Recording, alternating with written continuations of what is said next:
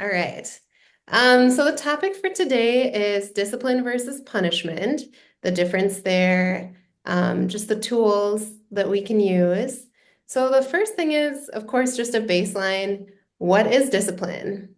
And I'd like you all to just think about this, reflect on this. When you think of discipline, what comes to your mind? Maybe why you do it, um, a way you were raised, your reluctance or comfort level with discipline.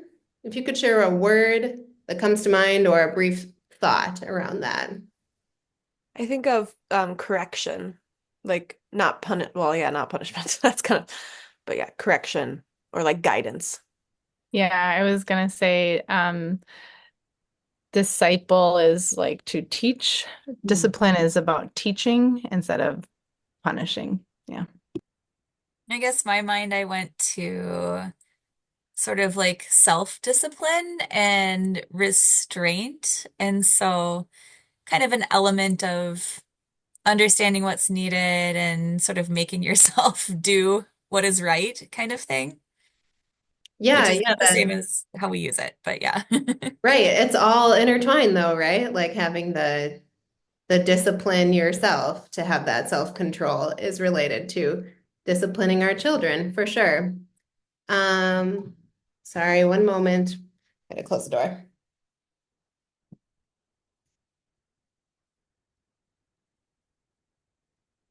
I think there's an opportunity for discipline going on in my house upstairs. I hear some sadness.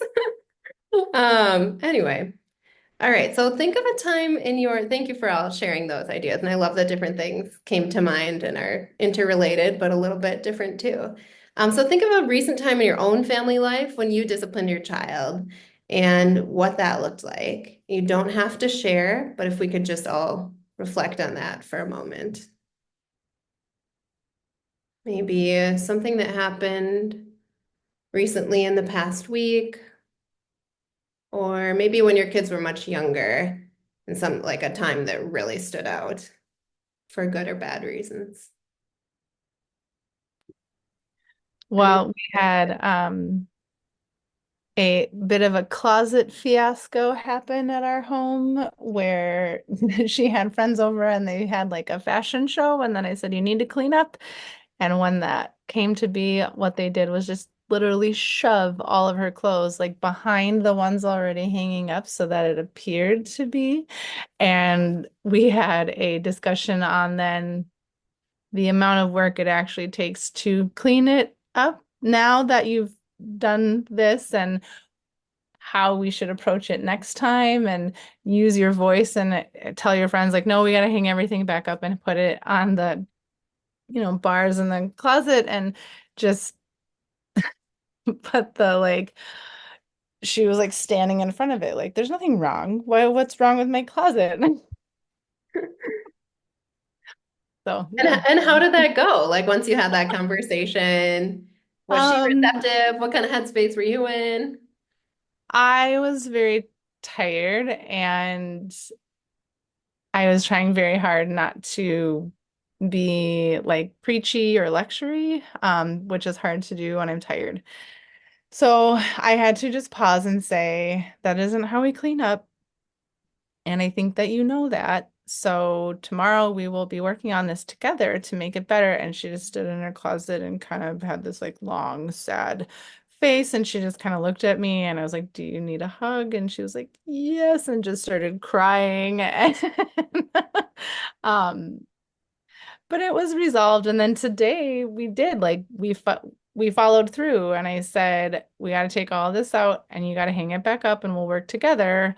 Um, but we can't do this next time.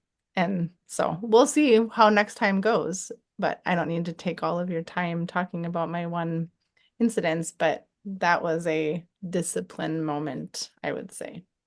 Thanks for sharing that. And I feel like we can all relate, right? Like when there's the hasty cleanup and they're like, okay, I've done the thing, on to my next activity, or now I'm gonna watch TV, and then only to be discovered later that it was not cleaned up. It was hidden. Anyone else want to share something that came to mind? You don't have to. Well, I guess I'm hearing the word discussion, in what Margaret was saying. And it's kind of funny. I have a hard time imagining, like, I know that I discipline my kids, but it never really feels like discipline to me. We're always having this like ongoing discussion, like an ongoing conversation. And my son had a sleepover and they all had like cookies and milk and a glass of milk got kicked over and like half an hour later I walked into the room and there's just this big white puddle on the floor. And I'm just going, "Oh, I'm noticing some milk on the floor." And then his friends were looking at me with these huge eyes, like, is she gonna blow up or what's gonna happen? And I'm like, well, looks like the floor wants to get wiped up now, and then kind of what you said, Margaret, like you're interspersing these. I really wish I had known about this sooner and trying to do a little bit of humor, like, well, in our house, we don't cry over spilled milk, but it's this kind of like weird moment of like trying to shape their behavior through my talk, trying to let them know I'm regulated, but also something isn't how I want it, talking about next time, things like that come to mind. Yeah. Yeah, wow. Way to go, keeping your cool in that scenario. I don't know about you guys, but I do feel like when there like is an audience and friends involved, it makes me reflect more on my behavior. Oh, Like for sure.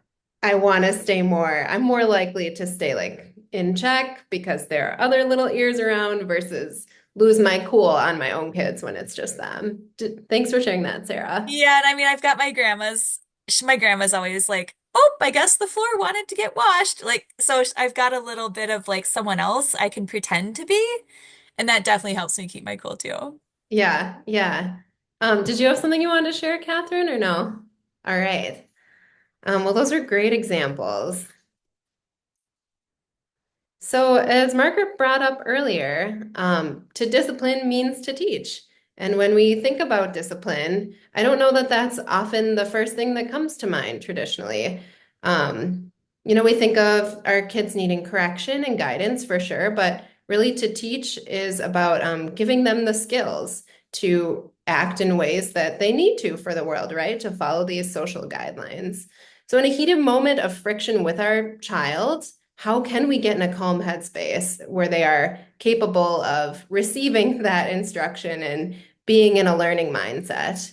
The answer is really to connect with them first. And I know, Margaret, in your example, I really liked that you mentioned that connection piece. Like you noticed your daughter was getting upset and offered a hug. And then that kind of, it sounded like diffused things a bit.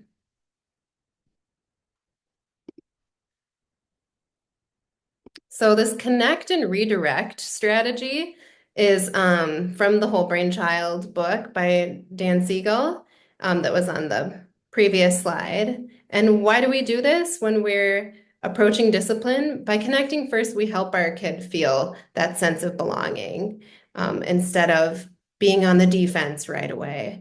In the short term, we can help them move from being reactive to being receptive to what we have to say and to being open to changing their behavior. In the long term, we're deepening our relationship of trust and understanding with our child.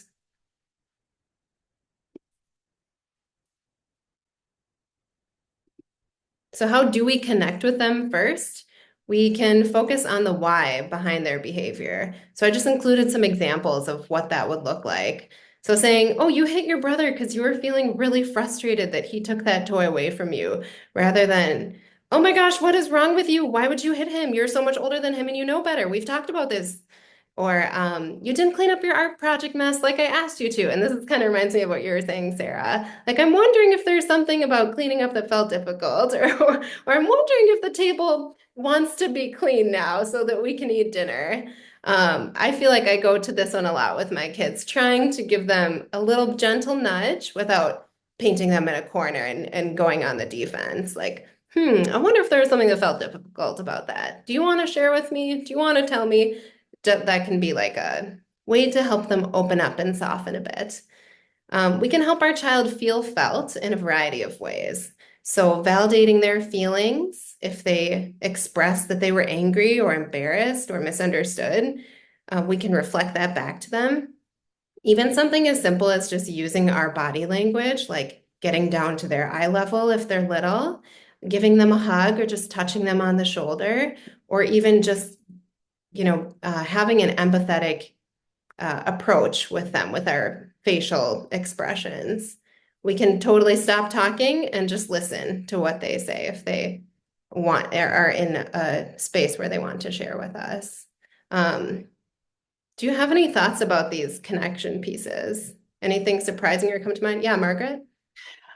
Well, I was just gonna say, I do think it's Dan Siegel that coined this phrase, but name it to tame it has been my like go-to for like the validating the feelings or anything like that. Just naming what you yourself are feeling and using I statements or saying I see this in them.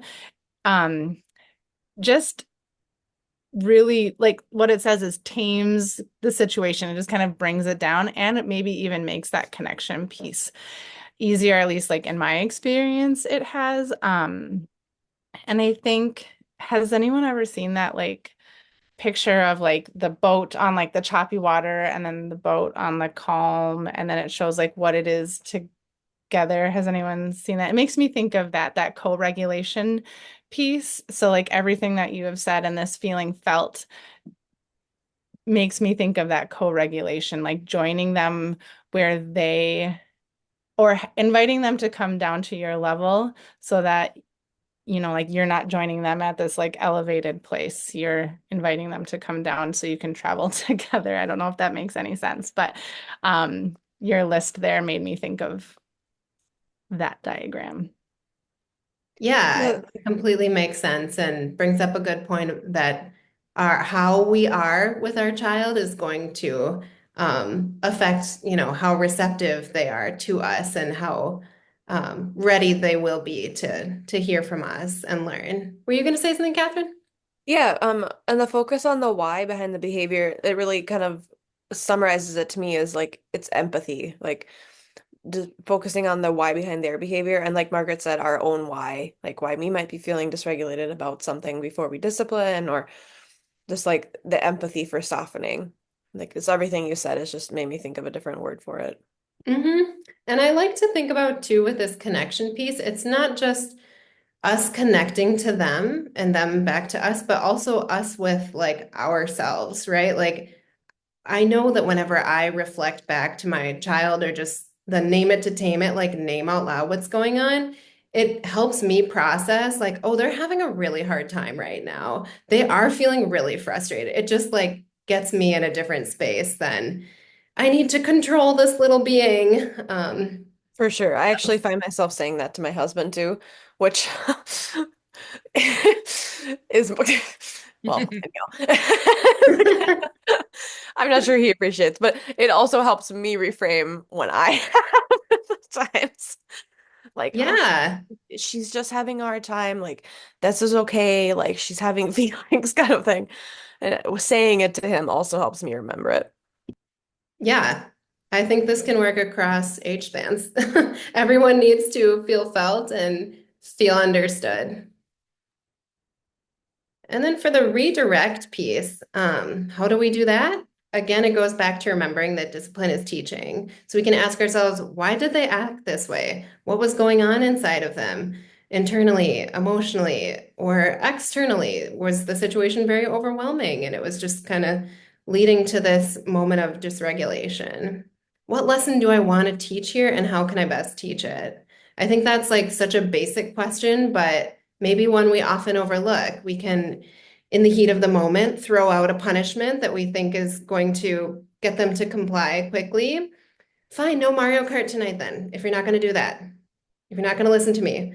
And maybe that will be enough to get them to listen to you. But is that a lesson that you want to be teaching? I'm going to throw out an arbitrary consequence, and you'll listen to me, and you're not building those skills to Yeah, move I through don't your know if you're dysregulation. Yeah. um you're reminding me too, and like something from last slide too, like I think that the name it to tame it can also go with naming using our other senses as well. And I know that that's like a really grounding technique for me. So like when I walked in on the milk, I'm just like, I see milk on the floor. And it gives me a few seconds to like recognize, okay, that's disappointing. Okay, I